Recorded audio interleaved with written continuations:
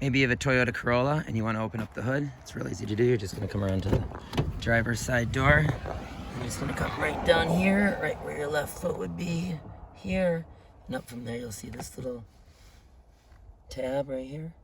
Pull that, you'll hear the hood pop in the front. And then once you come to the front, you're just going to go just to the right of center. And when you go under, you're going to feel there's going to be a little tab right here. You'll slide that to the left and lift up. Here's that tab. Up, you're going to see on the hood right here. You're going to have your hood holder. So you can drop it in there. The fuse and relay box is right there on the right side. It's simply right here. Just going to see a tab here, 2 in the back. You'll pull that up. There's your fuses and relays.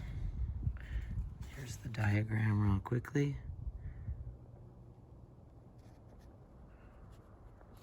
To put that back on, you're just going to make sure you hear it pop. Don't get much closer than that guy.